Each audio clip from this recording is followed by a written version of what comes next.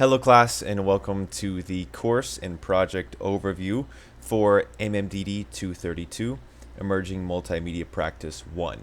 Now there is an official course outline provided by the school that I have also put here on Blackboard in this course and project overview section.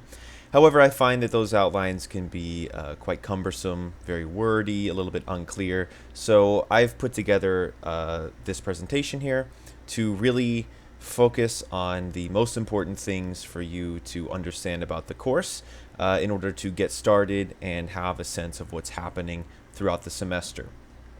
Information might seem a bit overwhelming, especially as you're starting out the semester in this course, but I promise that it will make more sense as time goes on. And like I said, this presentation is here to really set a strong foundation for you to then jump off from. Now, you may have seen this promotional campaign for Humber where it uses the tagline, "The you knew was in you." And the idea behind this tagline is that here at Humber, you find something within yourself that you always knew was there, but maybe didn't have the chance to fully bring out. And I would say that this course, more than probably any in your time here at Humber, is here to facilitate that experience. It is an opportunity for you to look within yourself, find something there that you want to get out, and then creatively express that and make something worthwhile that will help you grow as a designer and help you in your upcoming career in this field. So first, I'll talk about the course and delivery. An overview of the course, a quick summary is that you will propose and develop a multimedia project to complete throughout the semester. The purpose, this is to develop remote worker skills like time management, async collaboration, and professional communication, and it will also expand your multimedia skill set. The delivery of this course is online, primarily asynchronous, with one-on-one meetings that are synchronous, as well as drop-in sessions you're welcome to come to, and remote team check-ins that you will do with your peers that I will not be involved in directly. Now, success in this course requires organization and consistent weekly effort. You must be keeping track of yourself, keeping track of the course, your project, week to week to ensure that you can complete it and move forward and have a successful project at the end. Some success stories talking about successful projects. Projects made in MMDD 232 and 255, the sequential version of this course you'll take in the following semester. These projects have directly helped students secure work placements and jobs. Many of these opportunities are also remote and hybrid, which this course prepared them for.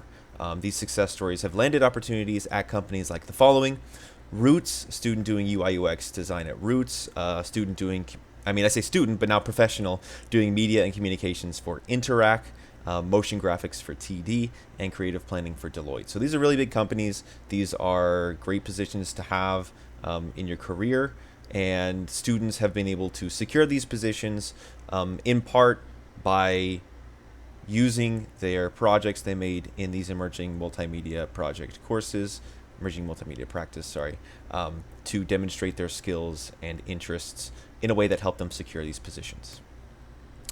Now, just to talk a bit about the delivery of this course, as that might be the most confusing thing at the start of it. A lot of this time will be asynchronous project work time. So a significant amount of your time in this course will be spent working asynchronously on your course project. Time management is key to ensure you're making consistent progress on your project.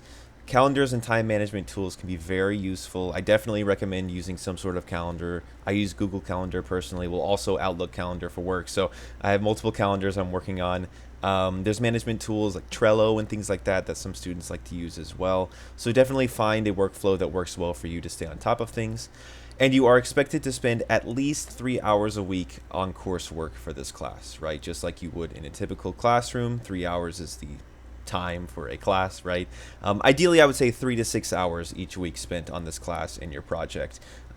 Beyond 6 hours is great, but you have a lot of other courses and projects you're working on, so you also want to be wary to not burn yourself out either. So maintaining consistent progress, not putting off work and then doing it all at the same time, that will help you to have a nice, steady project development throughout the semester and end up with something you're proud of at the end, but don't feel like you really had to, fight tooth and nail to complete, right, in terms of procrastinating and things like that. There will be one-on-one supervisor meetings with me. You will have 2 assigned one-on-one meetings with your supervisor, your professor, at key times throughout the semester. Come to the meetings prepared with questions to discuss and take notes for you to reference and submit after the meeting.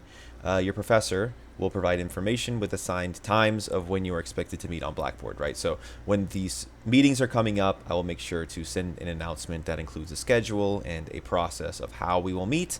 But right now, all you need to know is that we will be meeting one-on-one 2 times throughout the semester. So you'll need to prepare for those meetings. And once again, I am sort of your supervisor in this remote work simulation. So I will be reviewing your work, discussing it with you, giving you advice and, potential changes to your direction, ensuring you're on track, all of that kind of stuff. So these meetings are very important, and missing them, especially if you don't let me know ahead of time that you're going to miss the meeting, can be very unprofessional. So just make sure that you're there on time and that you schedule accordingly, or let me know ahead of time if you can't make it. There will also be drop-in sessions, which are more open-ended and optional. So they're expected to be 2 online drop-in sessions at key points during the semester. These drop-in sessions are optional and act as an additional touch point with your professor for Q&A and feedback. So come to those drop-in sessions if you have any questions you'd like to get taken care of, or just make sure that you're up to date on things in the course. There are also remote teams that you will be connected with. So you'll be assigned to a remote team of around 4 classmates on Blackboard. You can access it already to see who's on your team, which acts as a built-in support network for the semester. These teams do not create a group project. So this isn't some team that you are with. Whoops. This isn't some team you're connected with to all complete a project together. No. Instead, the purpose of these teams is to act as allies to help you stay on track throughout the semester, provide peer feedback at key points, key project milestones, which you will submit, offer a space to discuss challenges and share resources. The expectations of these teams being to connect early and exchange contact info, right? WhatsApp, Discord, however you like to keep in touch with people, create a group chat there that everyone can access and communicate with each other on. You'll need to attend your scheduled peer meetings. You'll need to contribute thoughtful and constructive feedback to one another as well at key points in the semester when you are asked to do so. Again, all these things will be clarified week to week what you're doing. This is just an overview of what to expect. Why these remote teams matter? Well, it builds real-world remote collaboration skills, the way that many creative jobs now work. It helps you avoid isolation in an asynchronous course, and it creates accountability and peer learning opportunities, and connecting with one another to become friends. Maybe that would be wonderful, and to build healthy professional relationships with one another as you eventually graduate from this program and are out there in the industry or wherever you might be growing your career. So now I will get into the emerging multimedia project that you will be creating for this course. Here's an overview. You will create a portfolio-ready multimedia project that explores new technology or tools in your field of interest. Now this project must be self-directed, it must be relevant to your personal interests, and it must contribute to your career goals. Really, the synthesis of your personal interests and your career goals is what I find to be most important for this project, and finding something that connects those 2 things together, because it ensures that you are working on something you're passionate about while also creating something that will help you get on your desired path in your career. Thinking about the MMDD program as well, there are so many different possibilities you can take with your skills in this program. So now is an opportunity to actually focus those skills, right? To create projects that will show very streamlined things that you can do or that you're interested in doing in to help you get that specific type of position, because the possibilities are very vast with all of the things you are learning. Your project cannot repeat previous work or double dip with other courses, right? So you can't say, oh, I'm working on this project in this other class, so I'll just also work on it in this class. No, that's double dipping. That's like plagiarizing yourself. You can't get course credit for 2 classes with the same assignment, basically. So make sure this is its own dedicated assignment, and make sure it isn't just a repeated project you've completed before, and it is something that you're creating to build on your skills, not just repeat them. You will submit project progress for review at key points throughout the semester. And I'll go ahead and show you an example final project that someone created, because at the end of this whole process, at the end of the semester, what you're going to create is a case study on your Behance profile, which is a portfolio sort of social media place. And that'll act as something that you then use when you're applying for positions to show your work.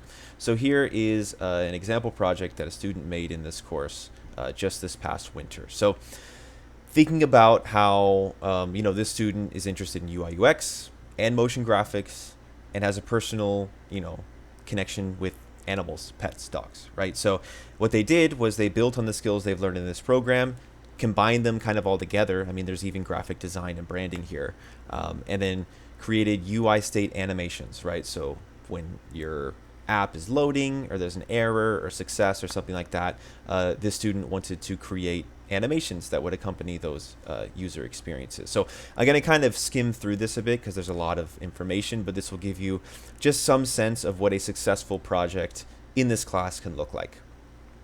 So first, the student gives an overview of what the project is, the business needs of the sort of company they're building this for, right? Chi-Chi's Pet Resort is the brand here.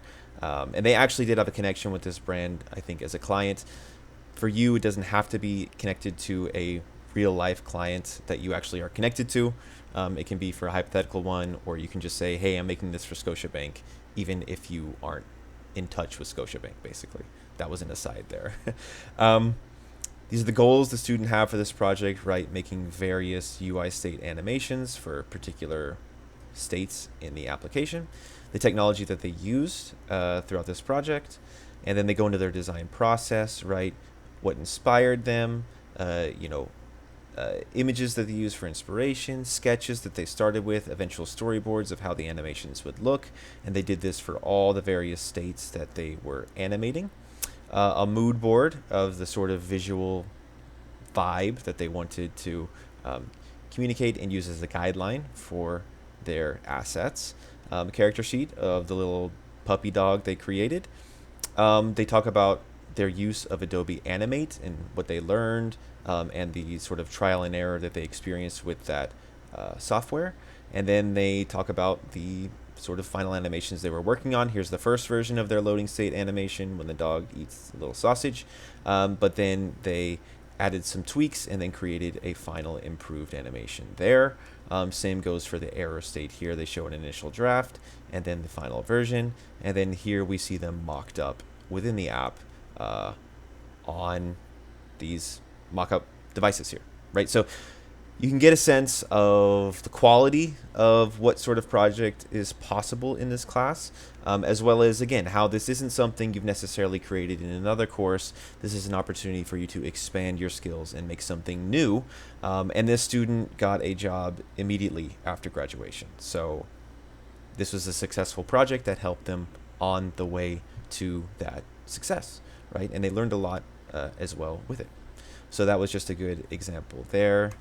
Let me just get back in here. So the project purpose being to develop remote work readiness, which is a very important asset in the current industry and job market for you to have time management and accountability to be able to work remotely successfully. It's very important, and it's much more normal now than it was even 5-10 years ago. The project should also show your ability to adapt to emerging technologies, right? Working in multimedia, working in tech and design fields, there's always going to be new software, new tools coming out, right? The explosion of AI recently has led to a whole new slew of things to try out and see how it works. So your ability to adapt to those emerging technologies is very important. And, we can't teach you in this program how to use a particular technology that's going to exist in 5 or 10 years, but what we can teach you is your ability to adapt to those new technologies so that when they come around, you will be able to approach it, research it, think about how you can understand it and build stuff with it, right? Because you're going to need to be constantly doing that throughout your career, constantly learning new tools and expanding your skills. This is also an opportunity, like I mentioned before, to specialize your MMDD pathway. At this point, you've taken a lot of foundational courses in, motion graphics, graphic design. You've even done audio design, video production, UI UX design, all kinds of stuff that you've worked on, right? But throughout those courses, right, throughout your first year in this program, what really stood out to you? What classes did you really find yourself creatively inspired by or engaged in, right? So maybe you really liked motion graphics. Well, now's an opportunity to specialize your motion graphics skill set with a project in this course that you can use to show off to potential employers, right? So if you want to work in a motion graphics role, it doesn't necessarily make sense for you to create, a UI UX research assignment or something, right? So be thinking about where you want to go after school, which I know is a very big question for you to consider, but it's something that I'm sure you're constantly thinking about, and start to create that path and specialize your skills, right? Because it's great to be a sort of jack of all trades, but in that sense, you kind of become a master of none. So what are some of the select skills in the multimedia design and development program that you really want to showcase and build and work on to get those sorts of positions?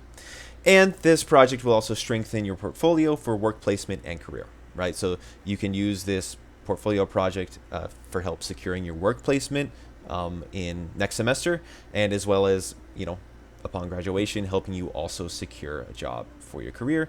These projects are very helpful for that, like I just showed you with that previous student, and like I also said before about students working at Roots and Interact and all these companies based on their portfolios they developed. This project will be broken up into 4 stages. Stage 1, propose and plan. Stage 2, pre-production. Stage 3, production. Stage 4, finalize and deliver. Once again, you can think about that example I just showed there, right, where the student first proposed the idea of, I'm going to create UI state animations for this particular brand. Then the pre-production they went through in creating inspiration, mood boards, doing sketches, working on storyboards, right? Then production, once they started actually developing the animations in After Effects or Adobe Animate, whatever they were using, and then tweaking the final animations and creating their case study to deliver the project, right? So you can kind of see how this breaks down and how your project will develop throughout the semester in that way. And this is just another way of breaking these down. So for stage 1, this will be throughout weeks 1 to 3. You will do the potential focuses of this time would be research, building your proposal, building your project plan. Then in stage 2, for pre-production, for weeks 4 through 7, you'll work on things like mood boards, sketches, storyboards, lo-fi prototypes. It really depends on your particular project you're working on. So again, it would make sense for you to do a storyboard for a video production project, but it maybe wouldn't make sense to do a storyboard if you're creating a app prototype. In that sense, you would be making more sort of lo-fi sketches and things like that, right? So think about what you've learned in the program, think about the processes you've already covered in terms of how you develop these projects and what is most applicable to what you are working on. Then you will enter the production stage after reading week for weeks 8 to 11. This is the final asset creation, so video, animation, high fidelity prototypes, right? Figma, all of that stuff. And this is really, if you're thinking about the project you're working on, you won't necessarily get into, the actual Adobe software or whatever it is you're going to use to create your final assets until the production stage, right? So you're going to really work on proposing and planning your project, then really work on the pre-production stage, right? All of the sketches and planning that goes into the production stage where you finally start creating the things in your chosen creative software. This isn't a case where in week 1 you just open up After Effects and start making a motion graphic, right? What's really important is that you actually follow this sort of rather strict but open-ended process here so that you develop your project in a very clear way so that when it does come time for that case study at the end, you can show your creative process very clearly. And that's really, when you're applying for jobs and positions, yes, they want to see you can make good work, but they also want to understand how you approach things creatively and how you work. And so if your, case study is just, here's the video I made, that doesn't tell someone how you actually developed that video. And if your creative process was, I just picked up my camera and started shooting stuff, that isn't necessarily the type of person that would end up in a good position, because they want to make sure that you can actually work through things step by step. You can plan things out, you can ideate, you can do pre-production stuff. So very important for you to actually follow this process, not just jump right into making the thing.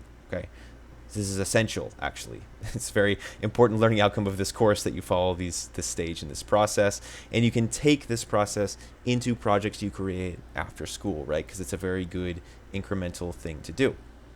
So yes, production stage, then stage 4, finalize and deliver. That's weeks 12 through 14. You'll polish your final assets and then create your Behance case study like I just showed you. There are some supplemental assignments as well alongside your project that'll kind of be staggered a little bit. There's one in the first half of the semester, one in the second half. So the one to focus on right now is the Remote Work Foundations certification, which is a LinkedIn Learning module that you'll create, or you'll complete, and it's due relatively early in the semester, so you should get started on it early. It's already available or accessible on Blackboard once you complete your course review quiz, and then you'll be able to access it and complete that. It should take about 1.5 hours, I think, to do, so it's not too much time. Then you have your professional development activity, which is to attend an industry-related event. And that's due later in the semester, but I do recommend you start considering industry-related events early. You know, if you see that there's something happening that you're interested in going to, you know, go to it, take pictures, think about your experience, and then you can just quickly put together a write-up. The Blackboard information for this will come, so you don't need to, you know, stress about it too much, but just keep that in mind. Try to go to a related event. You are assigned to go to an event this semester. However early you do it would be beneficial to you. If you have any questions about that ahead of time, you can always ask me. And the Remote Work Foundations, I'll probably state this in other videos too. What's great about this is that you'll complete the LinkedIn Learning module, you'll get a certification, then on your LinkedIn profile, it will say there, certified for remote work, basically. So that's a way for you to, once again, when you're applying for positions, you can say, look, I have the skills to work remotely or hybrid, so I can do that for this position, basically, right? Once again, you have the time management skills, the accountability skills to be able to work in that manner. Info for these assignments is provided on Blackboard. Evaluation, so this course is evaluated SAT, UNSAT. So all of your assignments are evaluated SAT, UNSAT, which is basically pass, fail. And then your overall evaluation in the course, whether or not you get credit in pass, basically, is also a SAT, UNSAT evaluation. So you have to get a SAT evaluation on everything you submit in the course. You have to submit everything. There's no skipping assignments. You have to receive a SAT on everything in order to get credit for the class. If you have an unsat on one thing that isn't resolved, then you fail the course. Okay, so this is why it's very important for you to stay up to date with everything, ensure you're submitting everything on time, and getting a sat on them in order to pass the class, get credit, and move on. Okay, keep that in mind. So to receive a sat on your assignments and in the course, you submit your submissions on time with all requested deliverables. You maintain 3 to 6 hours weekly of work with timesheets that you're going to have to fill out as well. You'll understand that in another video. That you are prepared for your supervisor and team meetings, and that you maintain consistent project progress, right? Basically the stuff I've been talking about. If you just do what the course is intended to be, you should receive a SAT. Now an unsat would be if you have unresolved unsat submissions, if you have under 3 hours a week of demonstrated work, if you miss meetings without notice, and if you put off project work for the last few weeks, right? Very important for you to maintain consistent project progress, get your submissions in on time, be professional, do everything on time. Like, it's not that much to ask from you. It's just doing the course, okay? And failing to do the course means not receiving credit for it. So please just keep that in mind. Ensure that you are up to date on everything happening. Some additional course info. There are late submissions in this class, but you have to submit a late waiver along with the submission, so you can use up to 2 of these throughout the semester for a maximum of 1 week late after the due date, and you can't use it in the final week of the semester. More than 2 late submissions means you've used all of your late waivers that have been provided, and you will receive an unsat in the course and have to take it over again, because that means that you were late on more than 2 submissions in the class, And in a professional context, if you had a client and you were late 3 times on your project work, that could very easily lead to you being taken off the project, fired, all that kind of stuff. So trying to simulate that professional relationship here. Again, I understand sometimes things ebb and flow. You kind of have to submit things late here and there. So that's why you have 2 opportunities for that. But after 2 opportunities, there's no more. Okay. And when you fill out these late waivers, you have to check whether it's the first or second you've used, as well as the reason why your work is late and a description of how you'll make sure that your future submissions are not late, and you'll have to sign it and confirm, basically. So this is to hold some accountability for you and to break the habit of submitting things late, because that is a very essential thing for you to do stuff on time if you want to have a successful career. AI policy. AI can be used as a tool in this class for ideation or assistance or design inspiration, but you simply must acknowledge that you did it and be transparent about it, cite your AI use, and you remain responsible for any accuracy or explanation of your work. You even can think about how AI can be integrated into the project itself, right? So for instance, students who have made Figma prototypes for like a jewelry store or something like that, they've used AI to create product images, right, for their prototype. So you can also think about how these projects can be ways to showcase your AI skills, right? So rather than using AI and trying to pass it off as your own work and not being transparent about it, what you can do is use AI in your project and use that as an opportunity to show employers, hey, I can use these new tools creatively in a way that enhances my work. It doesn't just replace it, right? So think about that, right? That would be a very creative way to make your project in this class, and AI is a very big, hot topic right now, and having skills with AI is important, right? Now, like I said, not to replace you, but to show how it can actually help you and improve your work. To secure those positions rather than being replaced by AI in those positions, right? So the human touch is essential. Professor contact, that's me, Christopher Ollendorf. Contact me via Blackboard messages. That's preferred because it keeps all of my conversations for this course organized on the same Blackboard page. But you can also email me at christopher.ollendorf@humber.ca, and I will make sure to try and respond within 48 hours during business hours. If you haven't heard from me after 48 hours, business hours, right, then you can always send a follow-up and say, hey, did you miss my message? And I'll make sure to get to you then. I also will ask with the Blackboard messages, try to keep all of your inquiries in the same message thread with me. So if you have one question and I answer it there, rather than opening a whole new chat window, try to just go back to the conversation we had. So that way I can just have each student's conversation organized by that particular student. Okay, so please try to keep that in mind as well. Here's some tips for success. 1, read weekly announcements carefully. I will be sending announcements each week. In it, I will be describing everything you should be taking care of that week. So it's very important that every week you check that announcement to understand what's happening in the course and what you need to be working on and ensure you won't fall behind.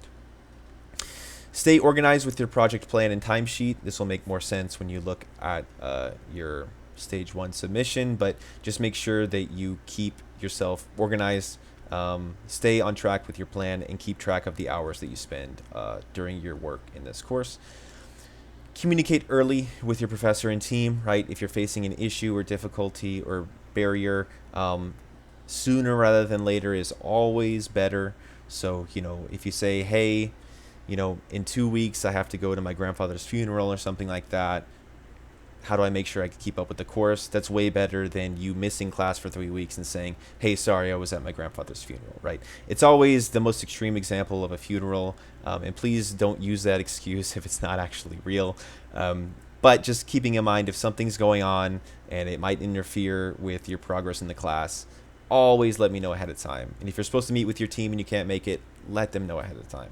Not doing so is unprofessional, puts everyone at a loss. Dedicate 3 to 6 hours weekly to the course, as I said before, and choose a project you'll enjoy and grow from. That's very, very important because, like I said, you've probably done projects in the past for your classes and you say, this is so boring, I have no interest in redesigning the Humber website or whatever it is you might be doing. Not to shade whoever has that as a project in their class. If it is a project, I'm not sure, I just made it up.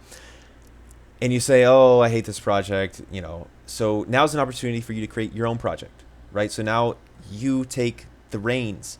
If you've been saying this whole time how you hate the projects in your classes, now's the opportunity to create a project that you do like, okay? And a way to utilize your MMDD skills to make something that is distinctly you as well, right? The you knew was in you. Now's the opportunity to pull that out and create something from that. Extremely important for you to do so, right? You're all unique. You all have your own interests, your own skill set, your own talents.